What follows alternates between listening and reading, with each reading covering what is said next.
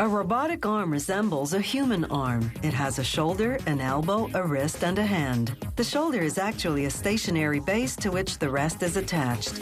An engineer first designs all the parts on a computer. Then, those plans go into action. To form the base's outer casing, they bend steel sheeting into shape using a computer-guided press. Next, they paint the casing in powder paint using an electrostatic process that guarantees a thorough, even coat. They run a negative electrical charge to the casing and a positive charge to the paint particles. This makes the casing draw the paint to it like a magnet. Once the paint on the base casing dries, they use silkscreen printing to apply what's called the user diagram. It illustrates which parts move where and how. Now they build the robotic arm's hand called the end effector. Robots can be outfitted with all sorts of end effectors. Here they're making a gripper whose two claws come together to grasp and carry objects. To make each claw, an automated metal drill cuts a groove lengthwise and widthwise in a piece of aluminum. They assemble the electrical circuit board that will later go inside the base. The robotic arm's 6 separate motors will plug into it. Next, they assemble the mechanical parts of the base. First, the motor that makes the arm rotate. Then the gear that goes on the vertical shaft holding the robotic arm upright. When the motor makes the gear and the shaft turn, the robotic arm turns with it. At the arm's shoulder level, they install a system of 4 pulleys. Each consists of 2 plastic wheels on a separate axle with a rubber belt running between them like a clothesline. The belt has little teeth that grip grooves on the wheels.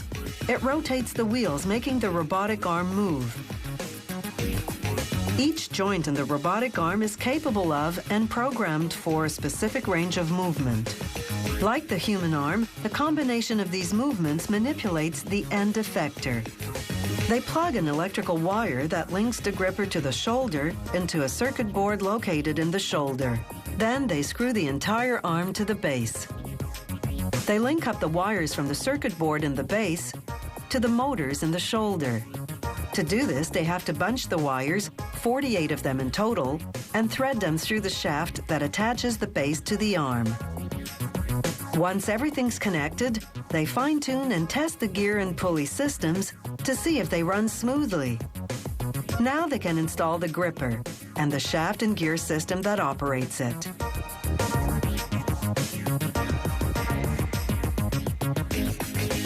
Turning the gear one way opens the grip, turning it the other way closes it.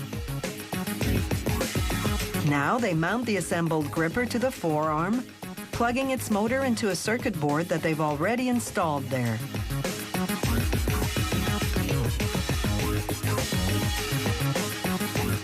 They plug the wires from all 6 motors into the main circuit board, which they then install at the back of the base. The robot controller, the brain that runs the arm, is a separate unit. It controls everything connected to the circuit. To move the robot, the computer inside the controller switches on all the necessary motors. It can control 8 motors, 6 in the robot and 2 optional accessories. You can program it to perform a variety of tasks. From start to finish, it's taken just under 30 hours to assemble this robotic arm. It can lift up to 4.5 kilograms, about the weight of a full-grown cat, and it can move at a speed of 2 kilometers per hour. Most robots are reprogrammable, meaning that to change their behavior, you simply write a new program. From an employer's perspective, robots may be the ideal workers. Granted, they have no ideas of their own, but their productivity is constant, they never call in sick, and they never take lunch or coffee breaks.